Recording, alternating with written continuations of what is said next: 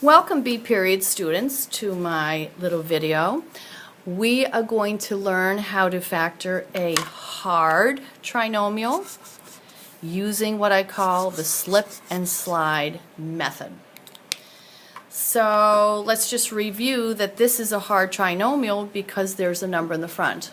So we've already factored our easy trinomials, and now we have to do our hard trinomials that include a number in the front.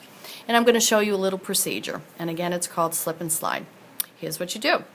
You are going to slip the first number to the end, and when you slip it to the end, you're going to multiply those two numbers together. So the x squared is going to come down, the 7x is going to come down, and then if I slip the 2 over here, 2 times 3 is 6.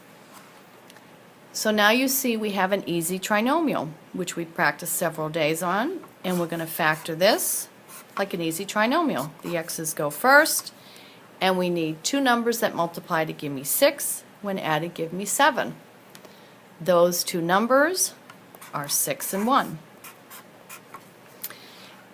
The second half of this procedure is this. Whatever number you slip to the back, the 2, goes underneath the numbers in the parentheses.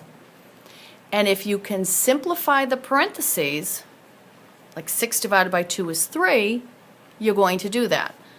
So this is going to be x plus 3. But if you look at the second parentheses, 1 can't be divided by 2. So this is where the slide comes in. The 2 slides to the front and will become 2x plus 1. And there's your answer. And if you took a minute and foiled that out on your own, you would see that you would get the original problem. And I know that you guys can foil. So that's the method. So we are going to practice with a couple more and get our next problem in line, which is right here. So again, this is a hard trinomial because there's a number in the front. It happens to be a 3. So we're going to use the slip and slide method. We are slipping the 2 to the very end. X squared plus 5x, and 3 times 2 is 6. We have an easy trinomial. We are going to factor. X's go first. I need two numbers which multiply to give me 6. When added, give me 5. The two numbers are 2 and 3. Second half of this procedure, whatever number you move to the end, you're going to stick underneath the number in each parenthesis. If you can reduce the fraction, you reduce it. If you can't reduce it, for example, 2 over 3 can't be reduced, the bottom number slides to the front. 3x plus 2. This parentheses, I can reduce 3 over 3, which happens to be a 1. There's our answer. Okay, let's try another one.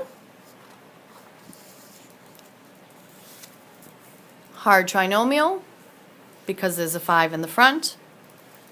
Slip the 5 to the back.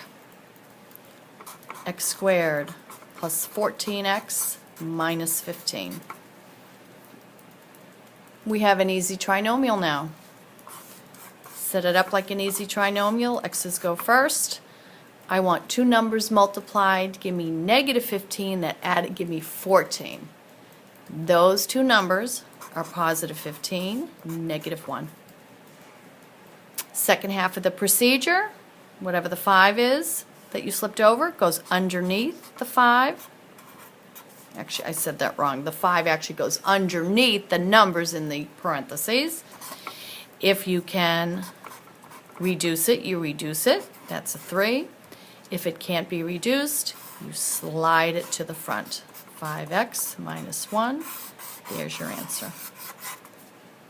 And I just want to show you one more thing.